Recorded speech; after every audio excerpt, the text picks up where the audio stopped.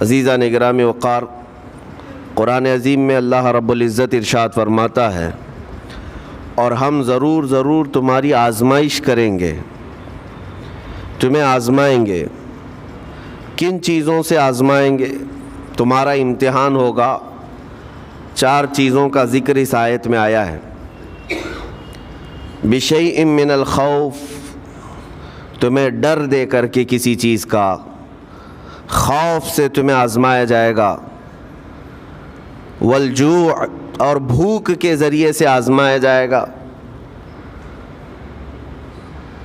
ونقص من الاموال، اور مال کی کمی کے ذریعے سے تمہیں آزمایا جائے گا۔ مال گھٹ جائے گا، فاقہ ہوگا، اس طرح سے تمہیں آزمایا جائے گا۔ والانفس والثمرات، اور کچھ جانوں کے ذریعے سے تمہاری آزمائش ہوگی۔ جانوں سے مراد کیا ہے؟ کسی عزیز کی جان چلی جائے گی تمہارے آنکھوں کے سامنے، تمہارے گھر والوں کی موت تمہارے لیے بڑی آزمائش ہے، تمہارے لیے ایک بڑا امتحان ہے۔ اور پھر اخیر میں رب تبارک و تعالیٰ ارشاد فرماتا ہے، وَبَشِّرِ الصَّابِرِينَ الَّذِينَ إِذَا أَصَابَتْهُمْ مُصِيبَةٌ قَالُوا إِنَّا لِلَّهِ وَإِنَّا إِلَيْهِ رَاجِعُونَ۔ اے رسول، ان لوگوں کو بشارت دے دیں۔ کن لوگوں کو؟ ان لوگوں کو بشارت دے دیں جن کے پاس مصیبت آتی ہے تو یوں کہتے ہیں ہم اللہ ہی کے ہیں اور اللہ ہی کی طرف لوٹنے والے ہیں۔ مصیبتوں کے وقت جنہوں نے کہا انا للہ و انا الیہ راجعون، رب تعالیٰ فرماتا ہے رسول انہیں بشارت دے دیجیے۔ کس بات کی بشارت؟ کس بات کی خوشخبری؟ اولئک علیہم صلوات من ربہم ورحمہ واولئک هم المہتدون۔ اللہ فرماتا ہے یہ وہ لوگ ہیں جن پر ہمیشہ اللہ کی رحمتیں اترتی ہیں۔ جنہوں نے انا للہ و انا الیہ راجعون کہا، یہ وہ لوگ ہیں جن پر اللہ تبارک و تعالیٰ کی طرف سے ہر وقت رحمتیں اترتی ہیں، اور یہی لوگ ہدایت پائے ہوئے ہیں، یہی لوگ ہدایت والے لوگ ہیں۔ اس پوری آیت کے اعتبار سے اگر میں آپ کو بتاؤں تو پتہ یہ چلے گا، رزلٹ اس کا یہ ہے کہ مصیبتوں کے وقت صبر کرنا یہ ہدایت ہے۔ ہدایت، اگر آپ ہدایت پر ہیں یا نہیں یہ دیکھنے کے لیے مصیبتوں کے وقت ہی آپ کو دیکھا جائے گا۔ گھر میں کسی کا انتقال ہو جائے اور پھر دیکھا جائے گا کہ تمہاری زبان سے الفاظ کیا کیا نکلتے ہیں، تم شکایتیں کن کن باتوں کی کرتے ہو، پھر دیکھا جائے گا ہدایت پر ہو یا گمراہ ہو۔ ایک روایت میں یہ بھی ہے کہ جب کسی کے بچے کا یا کسی کے بھائی کا یا باپ کا انتقال ہوتا ہے گھر میں، تو جنازہ اٹھانے سے پہلے ہی وہاں ایک فرشتہ آتا ہے۔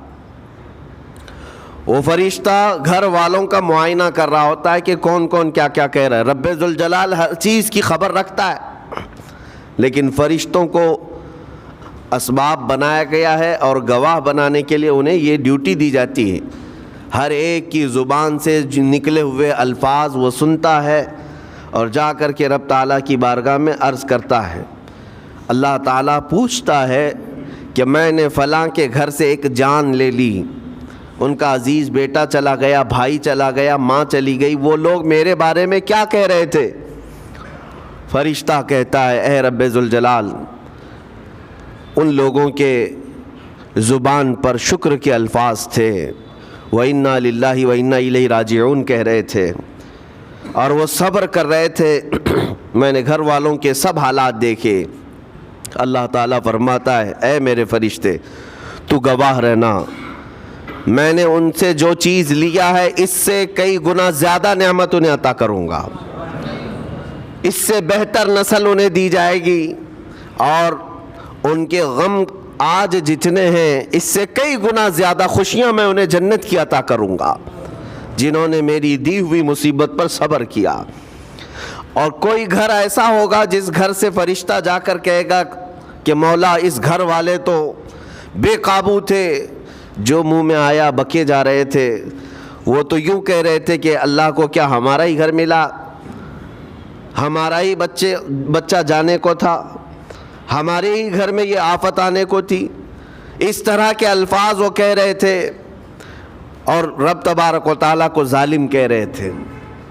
اللہ تبارک و تعالیٰ اپنے جلال کا اظہار فرماتا ہے، ارشاد فرماتا ہے فرشتے کو، اے فرشتے تو گواہ رہنا، انہوں نے میرے بارے میں جیسا گمان کیا اب میں ان کے ساتھ ویسا ہی سلوک کروں گا۔ اللہ تبارک و تعالیٰ کے ساتھ یہ گمان جس طرح بندہ کرے گا اللہ تعالیٰ اس کے ساتھ اسی طرح کا سلوک فرمائے گا۔ اس کو ارحم الراحمین ہی تصور کرو۔ ہمیشہ رب تبارک و تعالیٰ مہربان ہے اور مہربان ہی اس کی طرف گمان کرنا بھی چاہیے مومن کو۔ انشاءاللہ العزیز مہربانی ہوگی، اور بلکہ دلوں کا قرار اور سکون بھی رب تعالیٰ ہی عطا کرتا ہے۔ اے میرے عزیزو، یہ تمہیدی باتوں کے بعد میں اب عرض کرنا چاہتا ہوں، محرم الحرام کے مہینے میں کربلا کے واقعات سنتے ہی رہتے ہیں۔ میرے عزیزو، ہم بچپن سے لے کر اب تک ہر سال کربلا میں ہونے والے عظیم حادثے کو سنتے بھی آ رہے ہیں۔ 14 صدیوں گزر جانے کے بعد بھی اس واقعے کو یاد کرتے ہیں تو آنکھیں بھیگ جاتی ہیں۔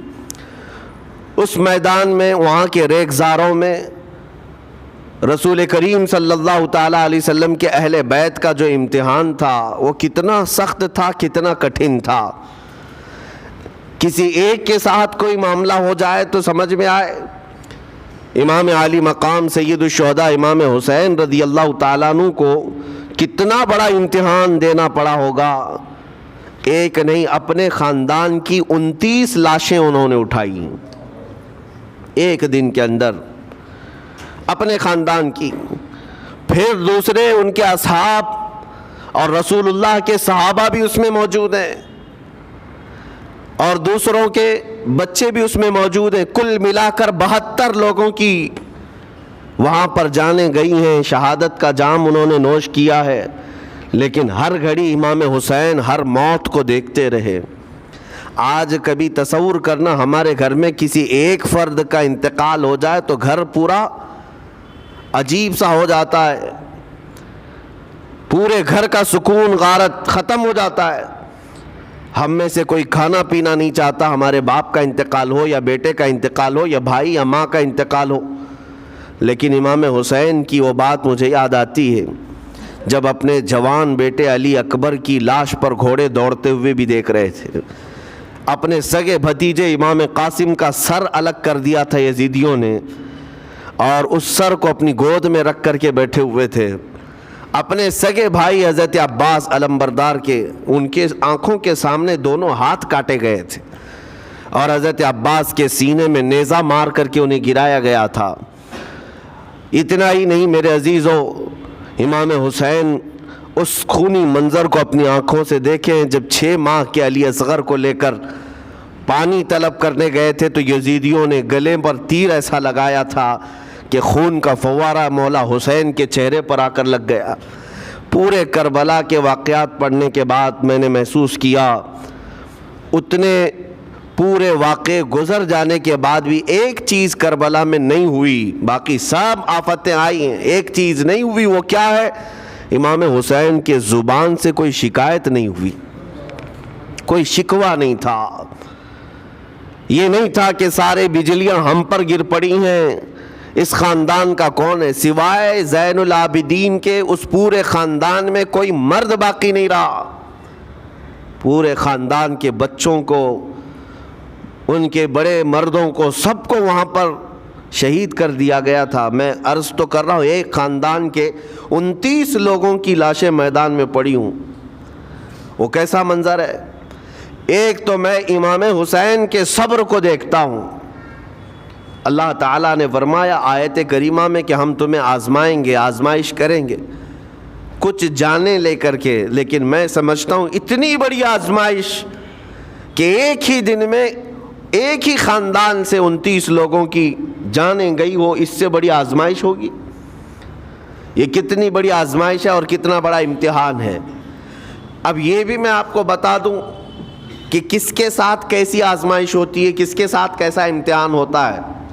آپ کو سردی بخار دے کر کے آزمایا جاتا ہے، کسی اور کو کچھ اور بیماریاں دے کر، یا کسی اور کو کسی اور مصیبت کے ذریعے سے۔ لیکن یہ آزمائش کی جو کیٹیگری ہے وہ کیسے طے ہوتی ہے پتہ ہوں؟ میرے آقا صلی اللہ تعالیٰ علیہ وسلم نے فرمایا جس کا ایمان جتنا بلند ہوگا ویسی ہی آزمائش آئے گی۔ یہ کربلا کے امتحانات سے یہ بات تو ثابت ہوتی ہے کہ امام حسین کے ایمان کا درجہ کیا رہا ہوگا، ان کے ایمان کا مقام کیا رہا ہوگا۔ اس ایمان کی بلندی کے اعتبار سے ان پر آزمائش آئی۔ اسی لیے تو بزرگوں نے فرمایا کہ ہم میں سے کوئی بھی امام حسین کے صبر کو نہیں پہنچ سکتا۔ استقامت اور صبر یہ دو چیزیں ایسی ہیں اچھے اچھے لوگوں کے پیر ڈگمگا جاتے ہیں۔ استقامت کا مطلب ہے ڈٹے ہوئے رہنا حق پر، اور یہ سب کو نہیں مل پاتا، یہ خصوصیت سب کو حاصل نہیں ہوتی۔ ایک امام حسین کی وہاں پر ہم نے استقامت دیکھی اور ان کا صبر دیکھا۔ دوسرے سب سے بڑا صبر جو ہم نے دیکھا ہے وہ سیدہ زینب رضی اللہ تعالیٰ عنہا کا۔ وہ خاتون امام حسین کی سگی بہن ہے، سیدہ فاطمۃ الزہرا کی بیٹی ہیں، حیدر کرار کی نور نظر میرے آقا صلی اللہ علیہ وسلم کی گود میں کھیلی ہوئی ہیں۔ سیدہ زینب سلام اللہ علیہا جب وہ کربلا کے میدان میں موجود تھیں، ان کی عمر مبارک بھی تقریباً 55 سال کے قریب تھی۔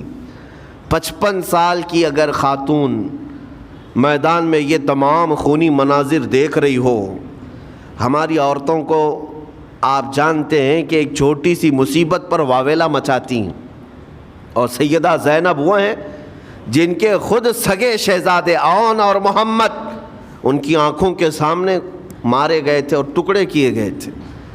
سیدہ زینب سلام اللہ علیہا اس پر بھی خاموش رہی، لیکن اندازہ کرو جب سارے شہید ہو گئے تھے، امام حسین اپنے خیمے سے نکلنے کو تھے، جب کربلا کے میدان میں خود گھوڑے پر سوار ہونے کو تھے، جانتے ہیں یہ منظر کیسا رہا ہوگا۔ عورتیں تو ماتم کرتی ہیں ایسے حالات میں، لیکن وہ اہل بیت کی عورتیں تھیں۔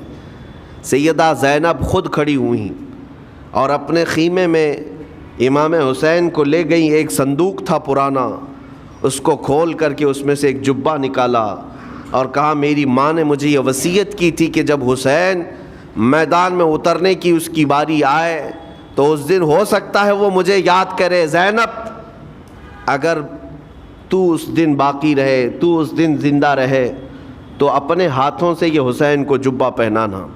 سیدہ زینب سلام اللہ علیہا انہوں نے خود اپنے ہاتھوں سے امام حسین کو یہ لباس پہنایا۔ کیا اس مقام پر کوئی اتنی طاقت رکھتا ہے کہ پورا گھر لٹ گیا ہو اور اپنے سگے بھائی کو جبہ پہنا کر کسی شادی میں نہیں، پھر جنگ کے میدان میں اتار رہے ہو؟ اس خاتون کے استقامت پر لاکھوں سلام۔ سیدہ زینب سلام اللہ علیہا وہ معمولی خاتون نہیں ہے، صبر کا پہاڑ تھیں۔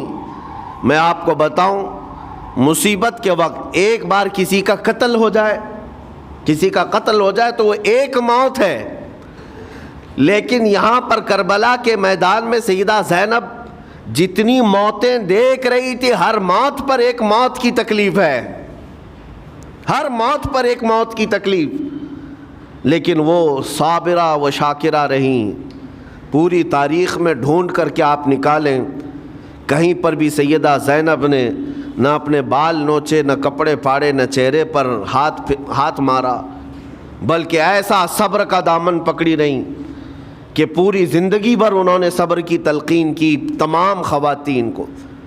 گھر لٹانا، گھر کٹانا، سر کٹانا کوئی تم سے سیکھ جائے، جان عالم ہو فدا اے خاندان اہل بیت۔ امام زمن فاضل بریلوی رحمۃ اللہ علیہ نے فرمایا ہے، سر کٹانا، گھر لٹانا کوئی تم سے سیکھ جائے، جان عالم ہو فدا اے خاندان اہل بیت۔ عزیزان گرامی وقار، یہاں پر ان حالات کے بعد میں آپ کو ایک بات ضرور کہنا چاہوں گا۔ مصیبتیں ہمارے گھر بھی آتی ہیں، آفتیں، تکلیفیں ہمارے گھر بھی آتی ہیں، لیکن کیا ہم ان مصیبتوں کا سامنا کرتے ہیں، استقبال کرتے؟ نبی اکرم صلی اللہ تعالیٰ علیہ وسلم نے تو ارشاد فرمایا، مومن کو جب مصیبت آتی ہے تو اس کے لیے وہ نعمت ہے، دو چیزوں میں سے ایک چیز ہوگی اس کے ساتھ. اگر بخار بھی آئے، میرے آقا فرماتے ہیں اگر بخار بھی آیا ہے تو دو باتوں میں سے ایک بات ہوگی اس کے ساتھ، یا تو رب تبارک و تعالیٰ اس کے گناہ معاف کرے گا یا تو اس کے درجے کو بلند کرے گا. مصیبت اگر آئے تو ایک بات یاد رکھنا، رب تبارک و تعالیٰ اپنے محبوب بندوں کو، پسندیدہ بندوں کو آزمائش میں ڈالتا ہے. ورنہ جو لوگ یہ سمجھتے ہیں کبھی طبیعت خراب ہی نہیں ہونا چاہیے تو فرعون بن جاتے ہیں. ایسے لوگ، فرعون کو 90 سال تک نہ کبھی سردی آئی نہ بخار، کبھی کوئی بیماری نہیں. اور جب بندہ کبھی بیمار نہیں ہوتا تو اپنے آپ کو خدا تصور کرنے لگ جاتا ہے، میں تو دنیا کا سب سے مضبوط آدمی ہوں، مجھے کچھ نہیں ہوتا. لیکن مصیبتیں دے کر کے رب تبارک و تعالیٰ تمہیں تمہاری حقیقت بھی بتاتا ہے. اور انسان کو انسان کی لمٹ میں رہنا سکھایا جاتا ہے. تمہاری حیثیت صرف اتنی ہے کہ اگر نس رک گئی، دل کی دھڑکنیں ایک آن کے لیے اگر رک گئی تو سب ختم ہے. اس لیے تمہیں رب تبارک و تعالیٰ کے حضور جانا ہی ہے تو صبر بھی سیکھو اور شکر بھی سیکھو. آج مصیبتیں اور آفتیں آتی ہیں تو واویلا کرنے والوں کے لیے میرا میسج ہے، اللہ تبارک و تعالیٰ تمہاری ہر بات کو دیکھ رہا ہے. تمہارے چیخنے سے، چلانے سے، تمہاری شکایت کرنے سے گئے ہوئے آدمی کی جان واپس تو نہیں آنی ہے. تمہارا عزیز ترین بھائی مر گیا، تم جس سے سب سے زیادہ پیار کرتے تھے وہ بیٹا انتقال کر گیا. مجھے بتاؤ، تم 10 لوگوں میں چیخو گے، چلاؤ گے، رب تعالیٰ کے حضور بری بری باتیں بھی کرو گے تو کیا وہ گئی ہوئی جان واپس آ سکتی ہے؟ میرے عزیزو، یہ وہ حکومت نہیں ہے کہ تمہارا احتجاج کرنے پر قانون واپس لے لیا جائے. تمہارے سب مل کر کے پروٹیسٹ کرنے سے حکومتیں اپنے فیصلے واپس لے سکتی ہیں، لیکن وہ رب ذوالجلال شہنشاہ اعظم کا قانون ہے. وہاں نبیوں کی بھی جو روح لی گئی، وہاں پر اللہ تبارک و تعالیٰ نے اپنے محبوب نبیوں کی بھی روح کو قبض کرنے کا حکم دیا. تو کیا سب کے غم منانے سے وہ روحیں واپس کرنے کا فیصلہ کیا گیا ہے؟ نہیں میرے عزیزو، اس عالم میں، اس کائنات میں پھر کوئی ہمارے رونے چیخنے چلانے سے واپس نہیں آتا. ہاں، غم کرنا اپنی جگہ پر ہے، لیکن غم کا شرعی طریقہ کیا ہے؟ میرے آقا صلی اللہ تعالیٰ علیہ وسلم نے بھی غم فرمایا. آپ کے عزیز بیٹے سیدنا ابراہیم جب انتقال کر گئے، میرے آقا کی آنکھوں میں آنسو تھے. حضور پاک صلی اللہ تعالیٰ علیہ وسلم کی آنکھوں کے سامنے سیدہ خدیجۃ الکبریٰ کا انتقال ہوا. حضور غمگین تھے، لیکن غم کا مطلب کبھی یہ نہیں ہوتا کہ اللہ کی بارگاہ میں شکایت کریں، تو نے میرے ساتھ ایسا کیوں کیا. یعنی تم حکم دو گے، رب تبارک و تعالیٰ کو تم مشورہ دو گے کہ کس کے ساتھ کیا کرنا ہے. اس لیے ان مواقع پر ہم سب کی آزمائش ہے، ہمارا امتحان ہے. ایسے معاملات جب بھی آتے ہیں، دیکھیں میں آپ کو ایک اور باریک بات بتا دیتا ہوں. یہ ہم آج تقریر کر رہے ہیں، ہو سکتا ہے آپ بھی سن رہے ہیں اور اچھی طرح سمجھ رہے ہیں، لیکن خود کے گھر پر جب آ جائے تو تقریر بھی یاد نہیں رہتی، نصیحت بھی یاد نہیں رہتی، غم کا غلبہ زیادہ ہو جاتا ہے. ایسے اوقات میں حکم کیا ہے مومنین کو؟ میرے گھر پر، میں جانتا ہوں شکایت نہیں کرنا چاہیے، میں جانتا ہوں غموں کے وقت صبر کرنا چاہیے، پھر بھی اگر میرے گھر میں آ گئی مصیبت تو مومنین کے لیے حکم یہ ہے کہ تم نے اب تک جو سنا تھا حدیثیں وغیرہ اس کو یاد دلاؤ. یعنی مجھے یاد دلاؤ. یہ مت سوچو کہ مولانا صاحب ہیں، مفتی صاحب ہیں، امام صاحب ہیں، ان کو تو سب معلوم ہوگا. غم کا غلبہ جب آ جاتا ہے تو اچھے اچھوں کو یاد نہیں رہتا. مومنین کو کہا گیا ہے کہ وہ یاد دہانی کریں، جائیں غموں کے وقت ان کی حالت دریافت کریں اور انہیں صبر کی تلقین کریں. ہر ایک کے لیے ضروری ہے. یہ سوچ کر کے پیچھے نہیں ہٹا جائے گا کہ یہ تو بہت جانکار لوگ ہیں، یہ بہت پڑھے لکھے لوگ ہیں، ان کو تو سب پتہ ہے. نہیں، بلکہ حکم یہ ہے کہ جس کے ساتھ بھی مصیبت آئے، مومنین، دوسرے مومنین اسے صبر کی تلقین کریں، اسے جا کر کے حوصلہ دیں اور اسے تسلی دیں. اب میں آتا ہوں ان باتوں کی طرف جو لوگ مصیبتوں کو برا سمجھتے ہیں۔ ایک صحابی تھے، ان کی شادی ہو گئی ایک صحابیہ سے، نکاح ہوا تھا مدینے میں، سال بھر خوشحالی سے گزرتے رہے، بہت اچھے دن گزرے۔ سال ختم ہونے کو تھا کہ خاتون جو ہے لڑائی کرنا شروع کر دیتی، کہتی ہے مجھے تمہارے ساتھ رہنا نہیں، مجھے طلاق چاہیے، ڈائریکٹ طلاق۔ تو صحابی نے کہا ہوا کیا؟ وہ صحابیہ کہتی تھی نہیں مجھے تمہارے ساتھ رہنا نہیں۔ اس صحابی نے کہا ٹھیک ہے اگر ایسا ہی ہے تو حضور پاک صلی اللہ علیہ وسلم کے پاس چلتے ہیں، وہاں جا کر فیصلہ کرا لیں گے۔ تو وہ صحابیہ مان گئیں، کہا چلو چلتے ہیں۔ تو دونوں چلے جا رہے تھے اپنے گھر سے، حضور پاک صلی اللہ علیہ وسلم کے دربار میں فیصلہ کروانا ہے۔ چلتے وقت راستے میں ایک پتھر سے ٹھوکر لگ گئی اس صحابی کو، اور اتنی تیز ٹھوکر لگی کہ ان کا ناخن اکھڑ گیا۔ اب وہ ان کی خاتون جو بیوی صحابیاں ہیں وہ فوراً اپنے دوپٹے کا کپڑا پھاڑ کر کے انگلی کو باندھتی ہیں اور خون روکتی ہیں، اور اس کے بعد کہتی ہیں چلو واپس گھر چلتے ہیں۔ گھر واپس آنے کے بعد وہ کہتی مجھے طلاق نہیں چاہیے، ساتھ میں رہوں گی۔ کہا عورتوں کا موڈ، عورتوں کا اس طرح کا فیصلہ کیا بات ہے؟ وہ صحابیہ کہتی ہے میں نے سنا ہے کہ جب کبھی کوئی بندہ بیمار نہیں ہوتا تو اللہ اسے پسند نہیں کرتا۔ میں نے جب سے تم سے شادی کی ہے سال بھر ہو گئے، ایک بار بھی تم کو بیمار ہوتے نہیں دیکھا۔ مجھے ایسا لگنے لگا کہ کہیں تم اللہ کے ناپسندیدہ بندے تو نہیں ہو، اس لیے میں تمہارے ساتھ نہیں رہنا چاہتی تھی۔ اب جب راستے میں ٹھوکر لگ کر ناخن اکھڑ گیا تو مجھے احساس ہوا کہ اللہ تجھے بھی پسند کرتا، میں تیرے ساتھ رہنے کو تیار ہوں۔ وہ صحابیہ تھیں۔ میرے عزیزو، اس کا مطلب یہ نہیں کہ ہم آپس میں ایک دوسرے کے بیمار ہونے کی انتظار میں رہیں۔ شوہر یہ سوچے کہ میری بیوی بیمار کیوں نہیں ہوتی، اور بیوی یہ سوچتی رہے کہ میرا شوہر بیمار کب ہوگا۔ وہ توکل کا اعلیٰ درجہ ہے۔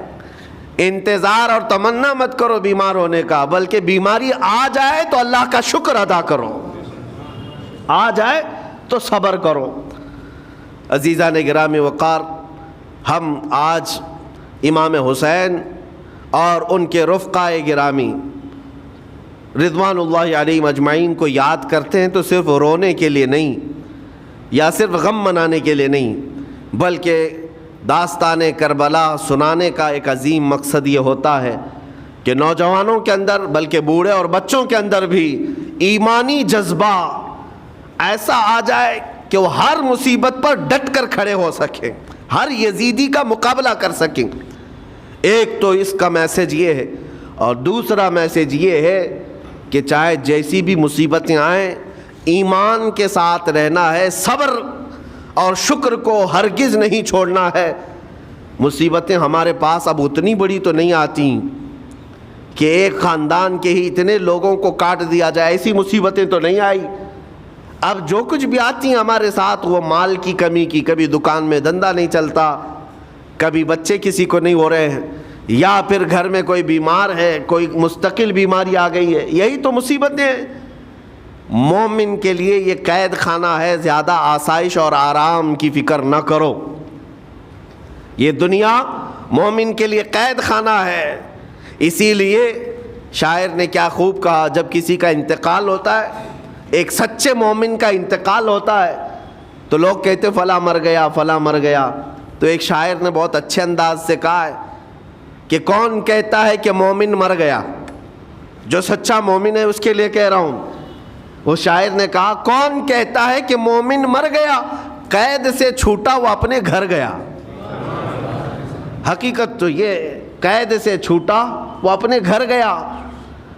یہاں دنیا میں زیادہ آسائش، زیادہ آرام کی طلب انسان کو مغرور بنا دیتی ہے، تکبر والا بنا دیتی ہے، گھمنڈی بنا دیتی ہے، اور اللہ تبارک و تعالیٰ کی بارگاہ میں ہمیشہ سر بسجود رہنے والا وہ بندہ ہے جو مصیبتوں میں گھرا رہتا ہے۔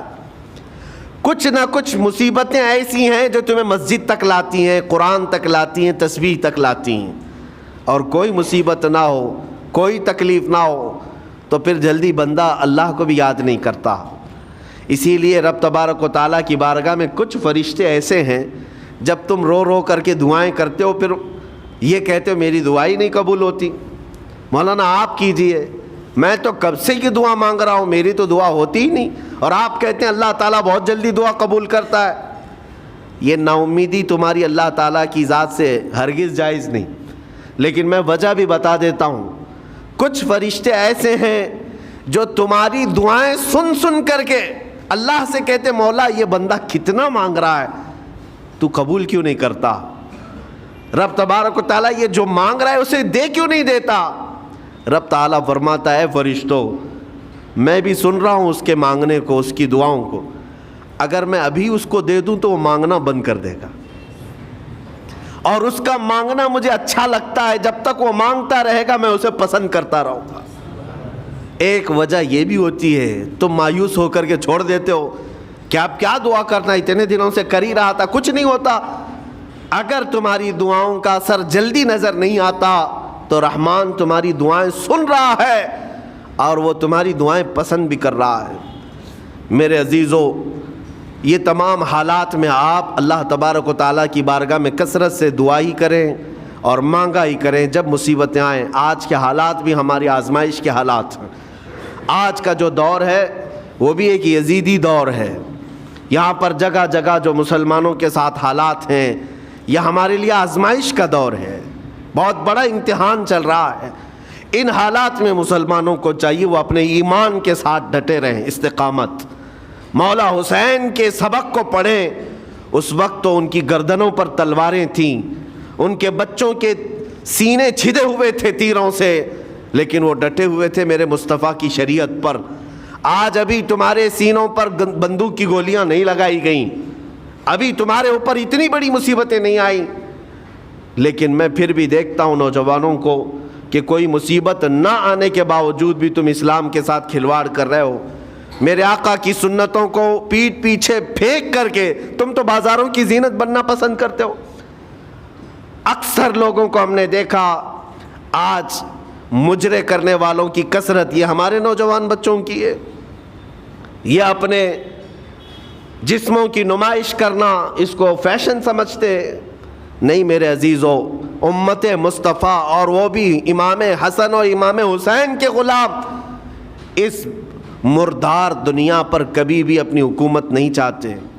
اس مردار دنیا کے وہ کبھی خواہش مند نہیں ہوتے. لیکن جن نوجوانوں کو آج ہم ان خواہشات کی پیروی کرتے ہوئے دیکھ رہے, افسوس ہوتا ہے, افسوس ہوتا ہے.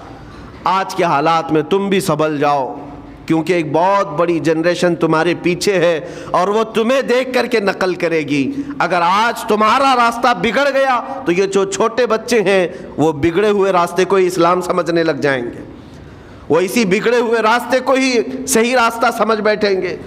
اسی لیے آج نوجوانوں کی کثرت میرے آقا صلی اللہ تعالیٰ علیہ وسلم کے عاشقوں کی ہونا چاہیے, اور ان سخت ترین حالات کا مقابلہ باڈی بلڈر نہیں کر سکتا.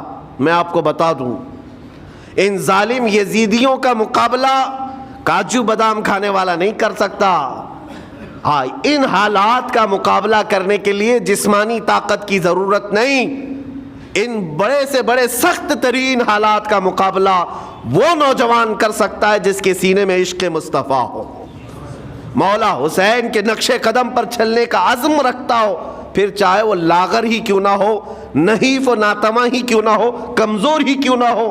لیکن ہم نے دیکھا ہے تاریخ میں کمزور بھی ہے, اگر جسمانی اعتبار سے عشق رسول کی دولت سینے پر رکھتا ہے تو دنیا میں وہ کھلبلی مچا دیتا ہے, اور کفار و مشرکین کے خیموں میں اس کی ہیبت طاری رہتی. ہم نے اور تاریخ پڑھی ہے. آخری بات عرض کرتا ہوں, امام اہل سنت فاضل بریلوی امام احمد رضا خان نور اللہ مرقدہ, اعلیٰ حضرت کو کون نہیں جانتا آج کے زمانے میں. ذرا ان کی سیرت اٹھا کر کے پڑھنا اور پھر یہ بھی دیکھنا کہ جسمانی طاقت ان کی کیسی تھی, جسمانی ساخت. کیا وہ چلتے تو لہیم شہیم تھے, اونچے چوڑے اور سینہ بھرا ہوا کہ لوگ صرف جسم کو دیکھ کر کے ڈر جائیں؟ نہیں, اعلیٰ حضرت فاضل بریلوی رضی اللہ تعالیٰ عنہ اس طرح جسمانی بہت اونچی چوڑی صلاحیت کے نہیں تھے, بلکہ بہت ہی ہلکا جسم رکھتے تھے, ہلکا جسم. دبلے پتلے تھے، لیکن جب اپنے حجرے میں بیٹھ کر کے قلم چلاتے تھے تو دنیا کے کونے کونوں میں ان کی گونج ہوتی تھی، اور بڑے بڑے قلعوں میں جو ہے زلزلہ آ جاتا تھا۔ اور سرکار غوث پاک رضی اللہ تعالیٰ عنہ کو کون نہیں جانتا؟ غوث پاک کا حال تو یہ تھا، جسمانی اعتبار سے آپ کی گردن کی ہڈیاں بھی دکھتی تھیں، اتنے دبلے تھے، اور کثرت عبادت کی وجہ سے، کثرت مجاہدات کی وجہ سے آپ کا جسم بہت ہی کمزور تھا۔ بلکہ ایک وقت کا واقعہ بھی ہے کہ آپ چلتے چلتے غش کھا کر گر گئے، چکر آ کر گر گئے۔ جسمانی اعتبار سے اکثر تو آپ پتے کھا کر کے رہے، کھانا بھی نہیں کھایا 40 سال تک، تو جسمانی اعتبار سے کمزور ہونا کوئی معنی نہیں رکھتا۔ لیکن دنیا یہ بھی جانتی ہے، گردن کی ہڈیاں ہی کیوں نہ دکھتی ہوں، ہاتھ و پیر کی ہڈیاں ہی کیوں نہ دکھتی ہوں غوث پاک کی، لیکن روحانی طاقت کا حال یہ ہے کہ کسی قبر کو ٹھوکر لگا دے تو مردہ زندہ ہو جائے۔ اس طاقت کو میں آج آپ کے سامنے کہنے کی بات کر رہا ہوں۔ عشق مصطفیٰ سینے میں ہو اور سچی عقیدت و محبت حسنین کریمین سے رکھتا ہو، اور پھر اپنے طریقے بدل لے تو بڑے جسم اور ڈیل ڈول بنانے کی ضرورت بھی نہیں آئے گی۔ مولا کریم تمہارا رعب خود ہی دشمنوں کے دلوں پر ڈالتا ہے۔ اللہ تبارک و تعالی ہم سب کو آئی ہوئی مصیبتوں کا ڈٹ کر مقابلہ کرنے کی توفیق عطا فرمائے، ہم سب کو استقامت عطا فرمائے اور صبر عطا فرمائے اور شکر عطا فرمائے، اور قیامت کے دن مولا تعالی ہم سب کو امام حسین کے ساتھ حشر عطا فرمائے۔ میرے آقا صلی اللہ تعالی علیہ وسلم کے جھنڈے تلے ہم سب کو جمع فرمائے۔ ہمارے ان نوجوان بچوں کو جو راہ راست سے ہٹے، مولا حسین اعظم کے راستے پر ان کو چلنے کی توفیق عطا فرما۔ قیامت تک ہماری نسلوں کو مولا عاشقان مصطفیٰ میں پیدا فرما، ہماری اولاد کو بدعقیدہ گمراہ ہونے سے ہمیشہ محفوظ فرما۔ وآخر دعوانا ان الحمد للہ رب العالمین۔ السلام علیکم۔